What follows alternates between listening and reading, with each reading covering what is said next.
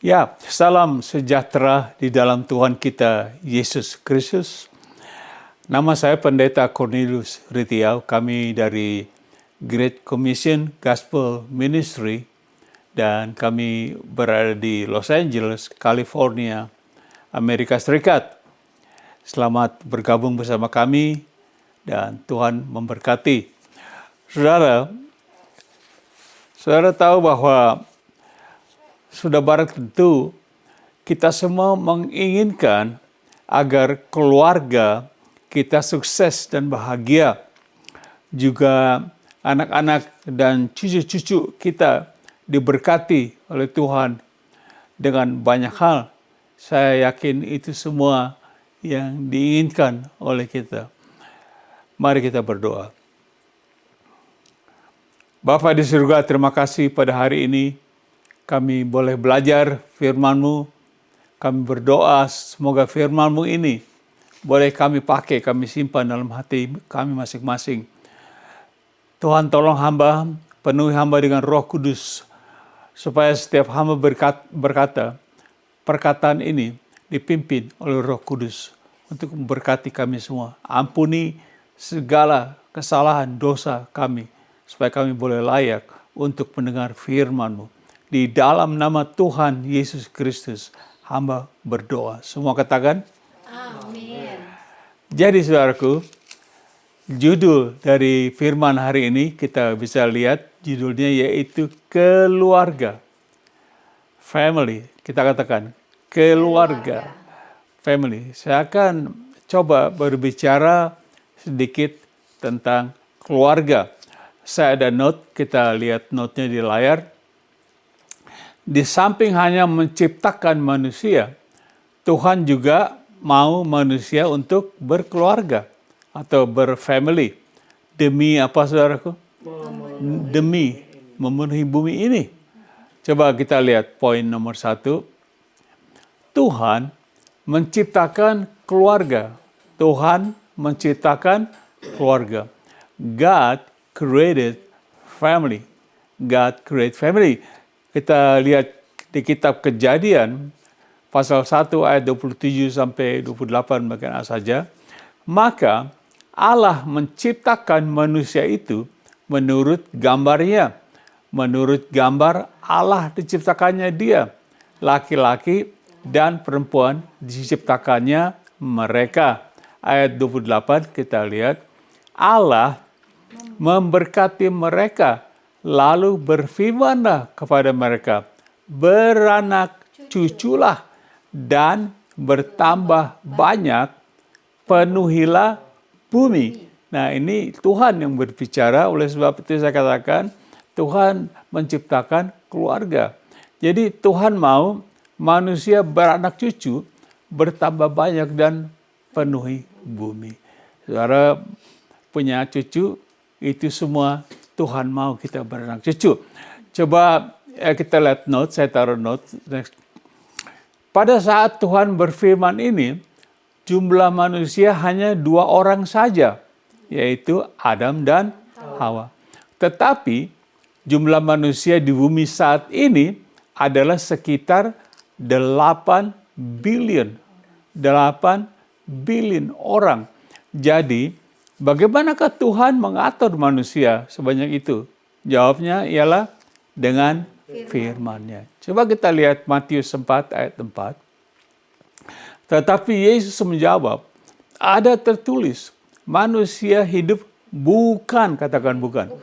Bukan dari roti saja, tetapi dari setiap firman yang keluar dari mulut Tuhan.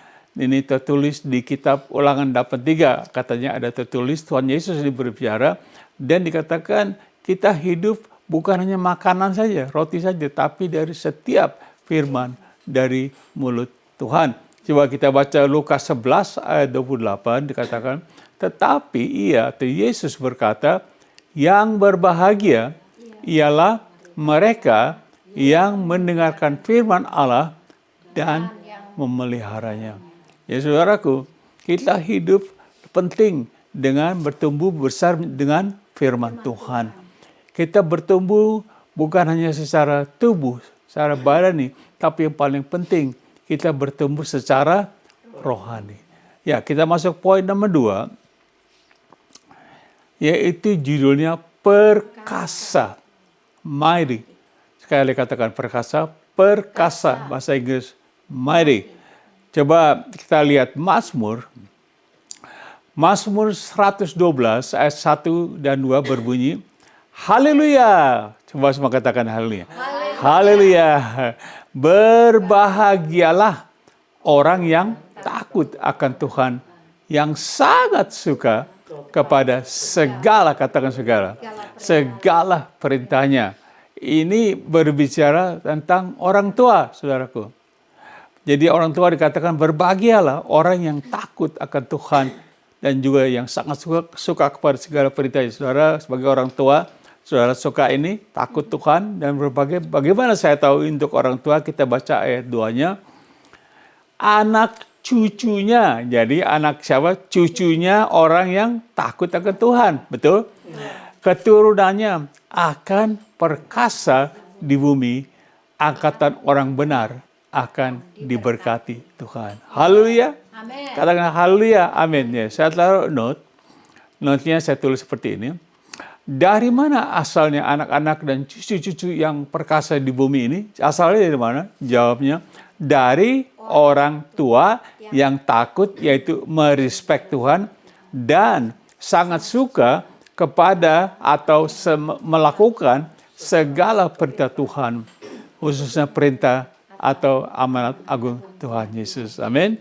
Jadi kalau saudara dan saya takut akan Tuhan, merespek Tuhan, dan kita cinta, kita suka akan perintah-perintahnya, anak-anak cucu kita akan perkasa di bumi. Saudara mau anak cucu perkasa? Amin.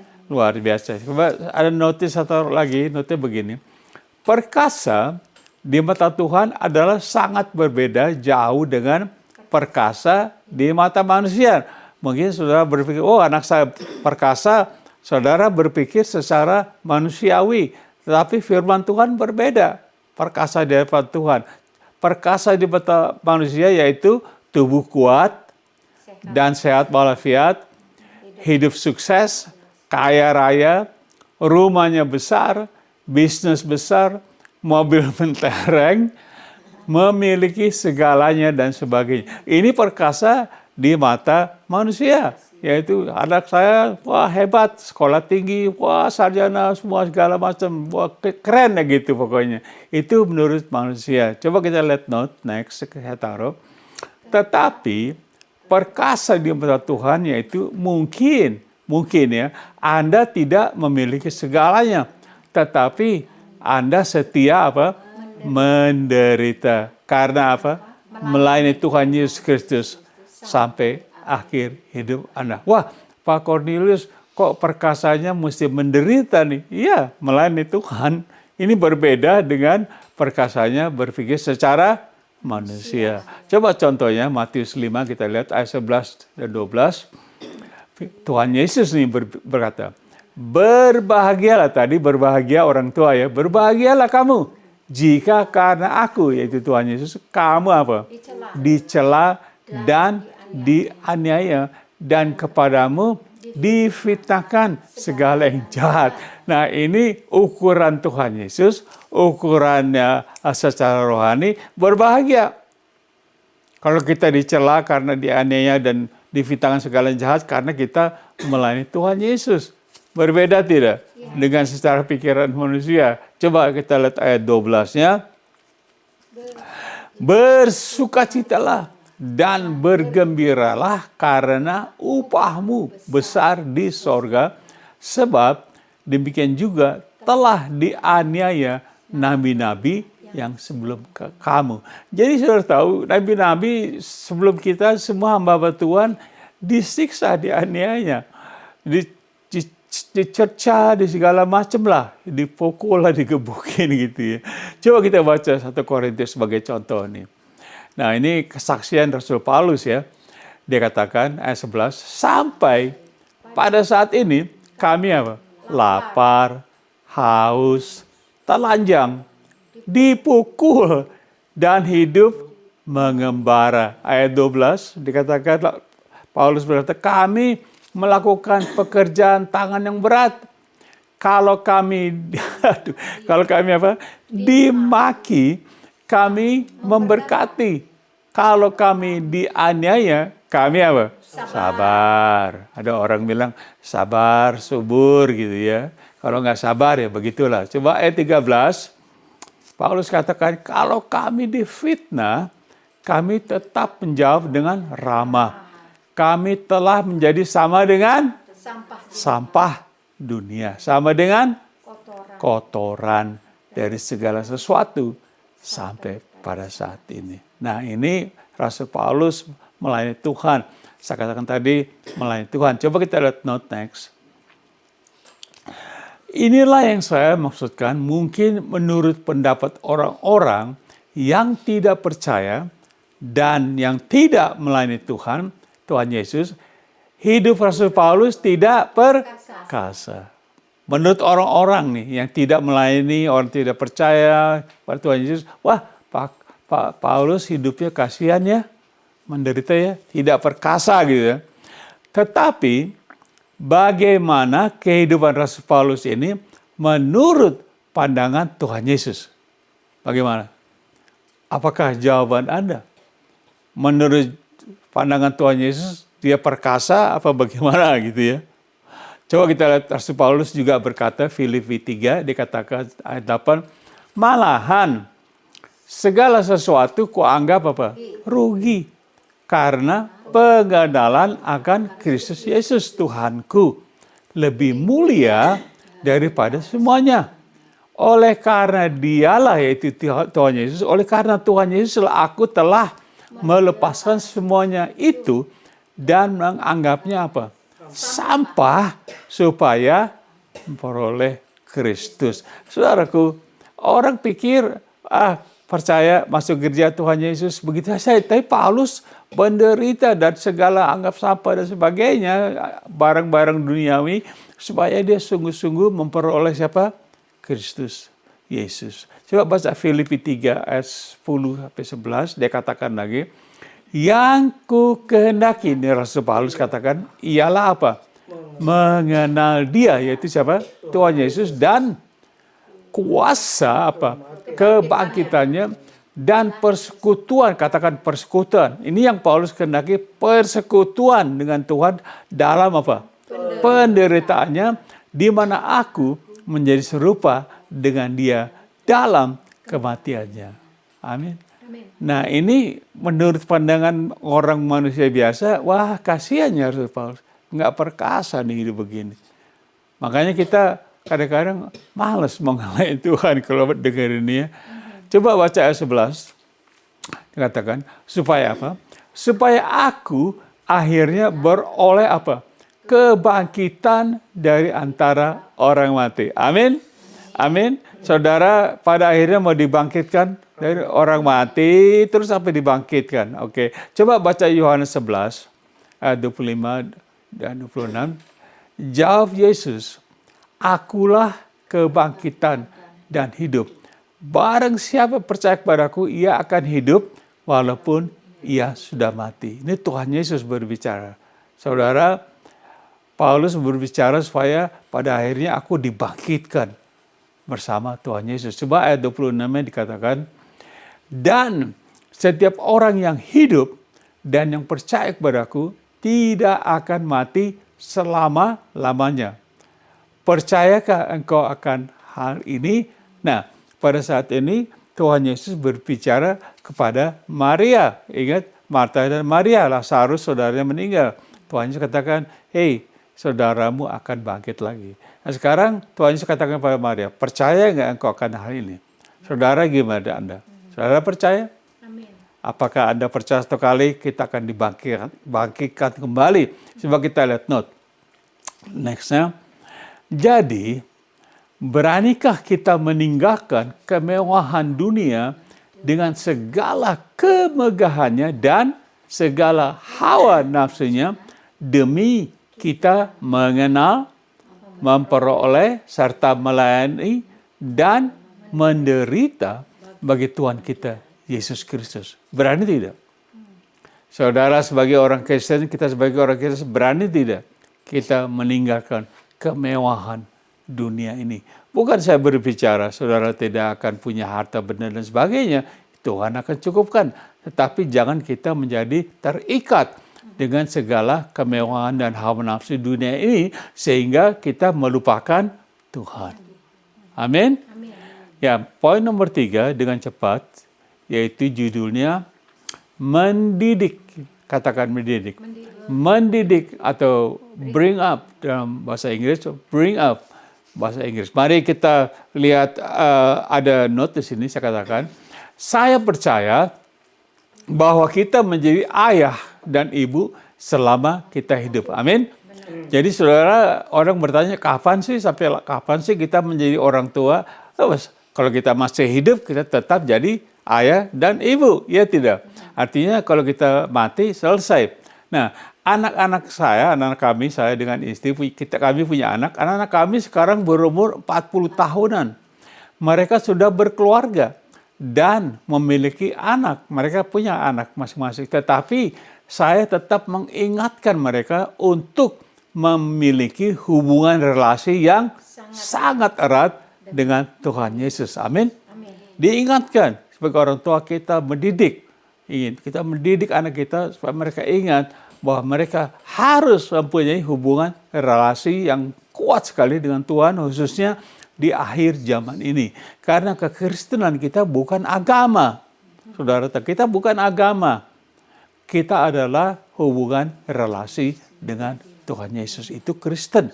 Jadi saya kasih tahu anak-anak saya, biar bagaimanapun mereka sudah besar, sudah tua, sudah sekolah, sudah tinggi, saya bilang kamu harus mempunyai hubungan yang relasi yang erat dengan Tuhan. Ya, kita baca note-nya next, dikatakan. Dan saya sekali-sekali mengingatkan mereka bahwa mereka harus selalu menyembah dan melayani Tuhan Yesus. Karena Tuhan Yesus berkata, dia berkata, di luar aku, kamu tidak dapat berbuat apa-apa. Jadi sebagai orang tua kita terus mendidik mereka. Kita terus kasih ingat mereka bahwa mereka harus menyembah dan melayani Tuhan. Amin. Saudara mau melayani anak-anak ini? Coba kita baca Efesus 6 ayat 1-4. Hai anak-anak. Ini Rasul Paulus berbicara, hai anak-anak, untuk anak-anaknya. Taatilah orang tuamu di dalam Tuhan. Katakan di dalam Tuhan. Karena haruslah demikian. Anak-anak, saudara di sana, anak-anak bukan saya menghukum apa sebagainya, tapi firman Tuhan mengatakan, anak-anak, taatilah orang tuamu di dalam Tuhan. Karena haruslah demikian. Amin. Taat, saudara, bukan karena orang tua kita galak atau bengis. Ya betul. Wah, papa saya galak, dia bengis. Kalau saya nggak taat, digebukin. Bukan itu maksud saya. Tetapi karena percaya Tuhan Yesus. Karena kita orang Kristen, kita taat kepada orang tua kita di dalam Tuhan. Beda ya. Taat karena kita, saya di dalam Tuhan. Dan haruslah begitu demikian. Amin. Coba next ayat 2. Paulus katakan, hormatilah ayahmu dan ibumu. Ini adalah suatu apa? Perintah yang penting. Anak-anak kalau, diomongin. No. Firman Tuhan yang berbicara. Saya baca ini ayat-ayat ini kepada anak-anak saya. Walaupun mereka sudah 40-an masih besar, saya kasih ingat. Ini suatu perintah yang penting. Hormati ayah dan ibu. Seperti yang nyata dari janji ini. Nah, patuh dan dengar-dengaran akan ayah dan ibumu. Amin. Kita kita nggak ada waktu dengar, ya, patuh dan dengar-dengaran akan ayah dan ibu supaya kamu hidup panjang, umur panjang. Amin. Coba ayat 3 kita baca. Supaya kamu berbahagia dan panjang umurmu di bumi. Amin. Saudara mau umur panjang anak-anak, hormati orang tua di dalam Tuhan. Amin. Nah, saya tahu banyak orang yang berbahagia, tetapi umurnya pendek, saudaraku. Artinya saya tidak menuduh, saya lihat banyak orang senang bahagia di luar Tuhan. Ya.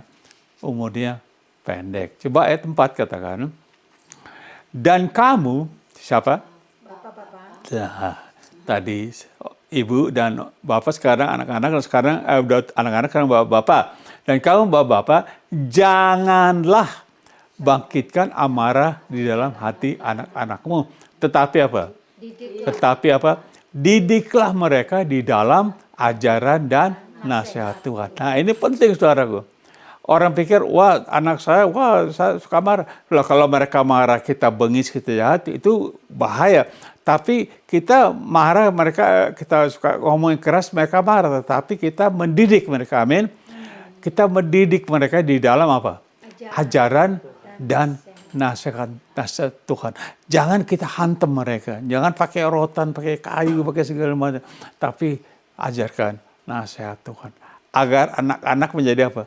Perkasa di bumi. Amin. Amin. Tepuk tangan dong buat Tuhan dong. Nah, kita masuk kepada, saya taruh note dulu, ada note sini. Firman Tuhan ini ditulis di Alkitab bukan untuk dibaca saja, betul? Tetapi untuk dilakukan khususnya bagi keluarga yang sungguh-sungguh percaya kepada Tuhan Yesus Kristus. Agar supaya keluarga kita menjadi apa? Perkasa di bumi ini. Ada amin? Amin. Ada amin, saudaraku? Mari kita lihat poin terakhir, yaitu poin nomor 4. Judulnya, keluarga yang melayani Tuhan. Keluarga yang melayani Tuhan. Family that serves the Lord. Coba kita lihat note, saya taruh di sini. Melayani Tuhan itu bukan hanya di gereja saja. Kita ke gereja, lalu kita pulang. Dan semingguan melakukan kepentingan pribadi atau keluarga kita. Dan hari Minggu berikutnya, kita datang kembali ke gereja untuk melakukan hal yang sama. Itu semua orang lakukan. Itu namanya apa? Saya tulis. Namanya rutinitas saja. Saudara rutinitas, hari Minggu ke gereja pulang. Hari Minggu semingguan urusan rumah dan sebagainya. Betul. Saya tidak salahkan. Saya hanya mengatakan bahwa melayani Tuhan itu bukan hanya di gereja saja. Tapi di mana kita berada. Coba baca Yosua 24:15 yang itu kita dengan keluarga dikatakan. Tetapi aku dan seisi rumahku. Artinya apa? Keluarga. Kami akan beribadah kepada Tuhan. Amin. Dalam bahasa Inggris beribadah sama dengan apa? Melayani. Coba bahasa Inggris saya taruh. But as for me and my house, that is family, we will what? Serve the Lord. Melayani. Saya dengan keluarga. But as for me, Joshua katakan, and my house, family, we will serve the Lord. Amen. Coba kita baca Yohanes 12 ayat 26 next. Ini Tuhan Yesus berbicara, barang siapa melayani aku, yaitu Tuhan Yesus, ia harus, katakan harus mengikut aku, dan di mana aku berada, di situ pun pelayanku akan berada. Barang siapa melayani aku, ia akan apa? Dihormati, yaitu oleh Bapa di sorga. Jadi Tuhan Yesus, di mana aku berada, pelayanku juga berada. Artinya apa? Kita belum tentu hanya melayani dalam gereja. Semingguan masa Tuhan Yesus duduk di gereja terus? Enggak, tidak. Dibawa kita keluar. Tuhan Yesus mau kita kemari, ke pasar, ke toko, ke warung, ke park, main-main, ke pantai. Di mana aku berada, pelayanku berada di situ. Amin, saudaraku? Amin. Nah, kedekatan barang siapa melayani aku, bisa barang siapa berarti keluarga. Mau sekeluarga, mau se-individual, suami istri, kita melayani Tuhan bersama-sama. Ada amin, saudaraku? Nah, ini mengatakan bahwa kita mau mempunyai keluarga yang perkasa di bumi. Ada amin, saudaraku? Jadi ringkasannya, next, kita baca ringkasan ini, yaitu summary, judulnya, kita belajar judul atau keluarga. Kita berbicara soal keluarga atau family. Coba poin nomor 1. Tuhan menciptakan keluarga. Wah, itu spellingnya keluarga, kelebihan A-nya. Menciptakan keluarga, maaf. Dan God created family. God created family. Beranak cuculah dan apa? Kuasai bumi. Kita yang mengontrol sebetulnya orang anak Tuhan. Kita diciptakan untuk menguasai bumi. Juga poin nomor 2, katakan perkasa, yaitu mighty, perkasa. Takut dan menyukai segala perintah Tuhan. Maka anak-anak kita akan perkasa di bumi. Amin. Saya sudah ajarkan apa artinya perkasa, khususnya kita orang Kristen di dalam melayani Tuhan. Kadang-kadang kita harus menderita. Saya sudah beberkan, tadi sudah ajarkan. Coba poin nomor 3, yaitu mendidik. Mendidik, bring up. Ini yang kita sering kurang di mana-mana kita pergi. Kita sekolahkan anak kita tinggi-tinggi. Kita ajarkan yang tinggi-tinggi, kita mau mereka kaya raya dan sebagainya, tapi kita lupa untuk mendidik mereka di dalam Tuhan. We forgot to bring them up in the way of the Lord Jesus Christ. Ya, dalam ajaran dan nasihat Tuhan. Poin nomor 4, yaitu keluarga yang melayani Tuhan. Family who serves the Lord. Kita melayani seisi rumah melayani Tuhan. Kadang-kadang anak sudah besar, mereka melayani di sana, kita di sini. Pokoknya rumah tangga kita melayani Tuhan. Saya sering kasih tahu anak-anak saya, kalian harus menyembah dan melayani Tuhan. Ada amin, saudaraku? Amin. Coba aplikasinya, saya tulis seperti ini. Marilah sebagai orang tua, kita takut akan Tuhan. Dan kesukaan kita ialah apa? Segala perintahnya. Khususnya melakukan perintah agung Tuhan Yesus Kristus. Saudara tahu Markus 16 ayat 15 katakan, pergilah kamu ke seluruh dunia dan beritakan Injil kepada segala makhluk. Itu perintahnya. Agar apa? Anak-anak dan cucu-cucu kita perkasa di bumi. Amin. Amin. Kita mau anak-anak dan cucu kita perkasa di bumi. Sebagai kata penutup saya taruh next, yaitu berdoa semoga firman Tuhan ini memotivasikan kita semua sebagai keluarga Kristen untuk lebih takut akan Tuhan dan melayani Dia dengan melakukan segala perintah-perintahnya. Amin. Jadi sekali lagi saya jelaskan, lebih takut bukan berarti ketakutan. Takut sama Tuhan itu merespek Tuhan. Bukan kita takut, oh ada Tuhan. Bukan. Kalau kita takut sama setan, takut sama itu takut. Tapi lebih takut artinya kita lebih dengar-dengaran akan Tuhan. Supaya kita lebih takut akan Tuhan dan melayani Dia dengan melakukan segala perintah-perintahnya. Amin. Saya berharap firman Tuhan ini cukup jelas untuk kita semua mengerti bahwa kita ini berkeluarga. Kita tidak mau keluarga kita susah. Kita mau keluarga kita dipakai oleh Tuhan dan juga keluarga kita, semua anak-anak cucu kita ini mereka hidup dengan baik dan kita didik dengan baik sehingga mereka besar, mereka menjadi perkasa dalam bumi ini. Saya akan berdoa. Mungkin Anda pikir, wah Pak, keluarga saya sulit Pak. Saya akan doakan keluarga Anda hari ini supaya keluarga Anda bisa diperbaiki oleh Tuhan Yesus. Tuhan Yesus sayang sama kita. Dia bisa baikkan keluarga yang runtuh, keluarga yang rusak. Tuhan Yesus datang untuk itu. Amin. Kita akan berdoa. Bapa dalam surga, terima kasih untuk firman-Mu hari ini. Hamba berdoa untuk keluarga-keluarga di luar sana yang memerlukan Engkau. Mungkin ada keluarga-keluarga yang sudah hampir menyerah akan kehidupan ini. Hamba berdoa Tuhan, tolong mereka Tuhan. Kasihani mereka Tuhan. Pulihkan keluarga mereka. Ayah, anak, dan cucu. Semua satukan di dalam Tuhan. Supaya mereka bisa bersama-sama melayani Tuhan. Dan menjadi keluarga yang perkasa di atas bumi ini. Di dalam nama Tuhan Yesus Kristus. Hamba berdoa. Semua katakan, amin. Saudaraku, terima kasih hari ini. Saudara sudah mendengar firman Tuhan hari ini. Saya harap bahwa firman ini betul-betul menjadi berkat bagi kita semua. Dan saya akan mengatakan doa berkat untuk kita semua pada hari ini. Mari kita berdoa sekali lagi.